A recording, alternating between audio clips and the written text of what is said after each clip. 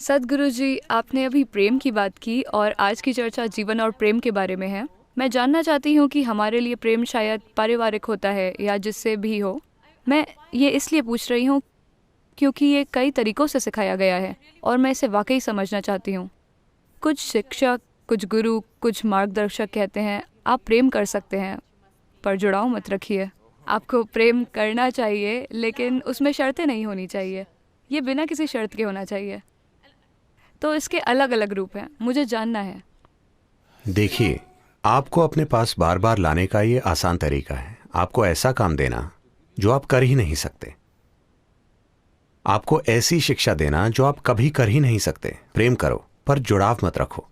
अब आपको मेरे पास कुछ पूछने के लिए आना पड़ेगा, हमेशा।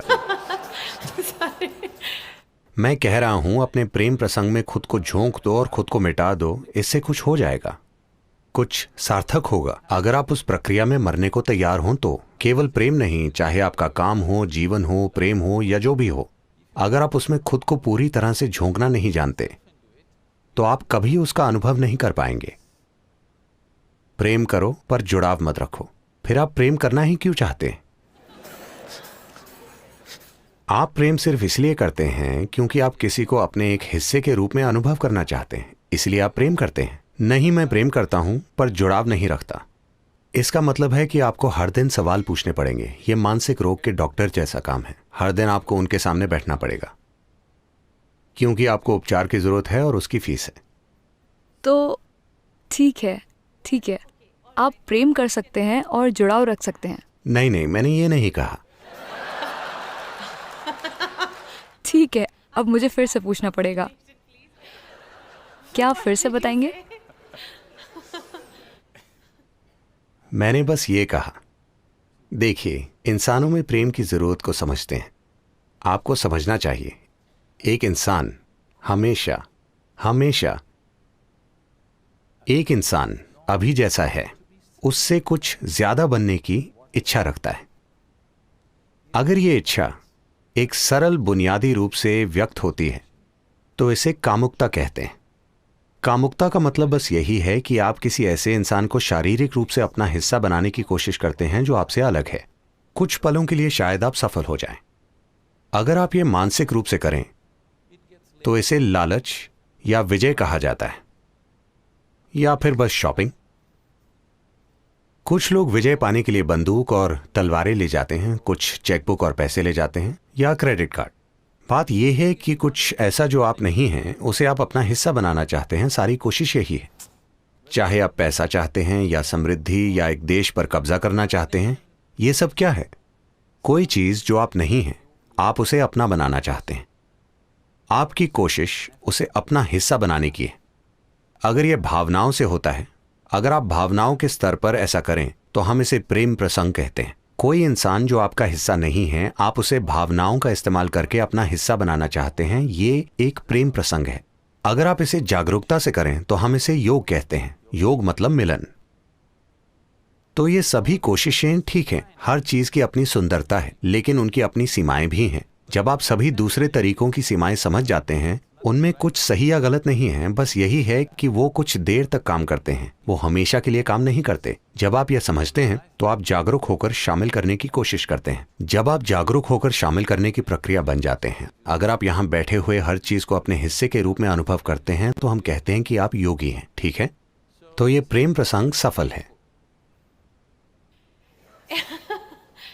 आपने कहा प्रेम और शामिल करना। मुझे समझ नहीं आ रहा मैं इस हॉल में सभी से कैसे प्रेम कर सकती हूँ। आप नहीं कर सकती। यहाँ कुछ ऐसे लोग हैं जिन्हें आप प्रेम नहीं कर सकती। मैं देख भी नहीं पा रही, ऊपर वहाँ और वहाँ। तो आप कैसे सभी को अपने प्रेम में शामिल करेंगे? देखिए, आप प्रेम को ऐसी चीज मान रही हैं जो आपको तब मिलती है, या आप प्रेम की प्रक्रिया में सिर्फ तभी समर्पित होते हैं जब आप किसी एक गुण की सराहना करते हैं, उनकी नाक का आकार या उनका मन या उनके विचार या उनकी भावनाएं या जैसे वो बोलते हैं या जैसे वो कुछ करते हैं या जैसे आपसे जुड़ते हैं, उनका कोई गुण। ठीक है, बहुत सी चीजें हैं। ये ऐसी चीज पर आधारित है जो आपको अच्छी लगती है। अगर वो कुछ ऐसा करते हैं जो आपको अच्छा नहीं लगता तो प्रेम टूट जाता है।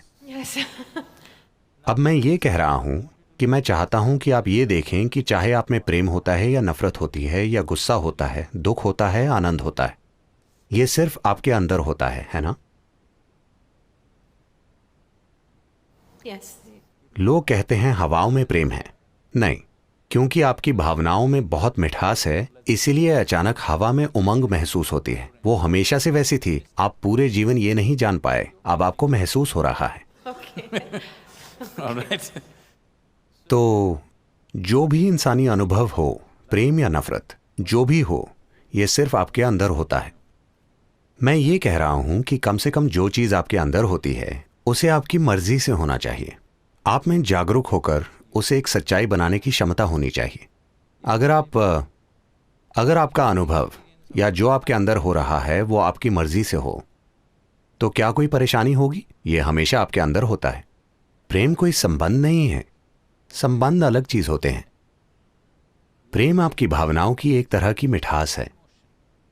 चाहे आप एक पेड़ को देखें या कुत्ते को या पुरुष या महिला को या बच्चे को या बस आसमान को, आप उसकी तरफ प्रेम से क्यों नहीं देख सकते? क्योंकि बात आसमान से प्रेम करने की नहीं है, बात आपकी भावना की मिठास की है। अगर आपकी भावनाओं में प्रेम है तो आप जिस भी चीज को देखेंगे उसे एक विशेष तरीके से देखेंगे। अगर भावनाएं कड़वी हैं तो आप जिस भी चीज को देखेंगे उसे अलग तरीके से देखेंगे।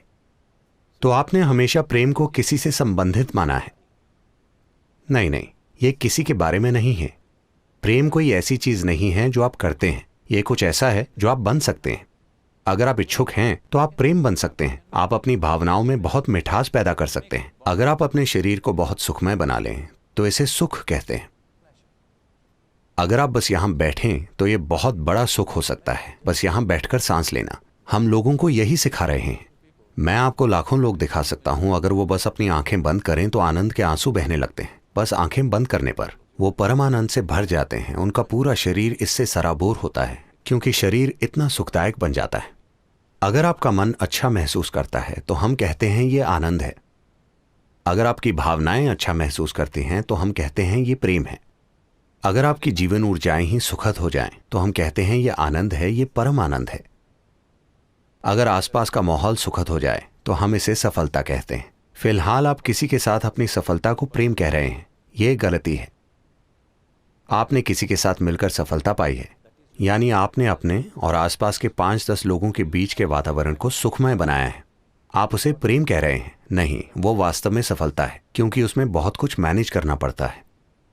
हाँ, करना पड़ता है। हाँ या ना? हाँ, करना पड़ता है। हाँ, लेकिन आपको प्रेममय होने के लिए कुछ मैनेज नहीं करना पड़ता। अगर आप बस अपनी भावनाओं को मधुर बना लें तो आपकी भावनाओं में मिठास होगी, और वैसा होना बहुत खूबसूरत है। ये किसी और के बारे में नहीं है। अगर कोई आता है तो हम उसे बांट सकते हैं। अगर कोई नहीं आता तो हम यहाँ आंखें बंद करके बैठ सकते हैं और फिर भी प्रेममय हो सकते हैं। ये किसी दूसरे के बारे में नहीं है, ये कोई काम नहीं है, ये ऐसी चीज नहीं है जो आप करते हैं, ये ऐसी चीज है जो आप बन सकते हैं।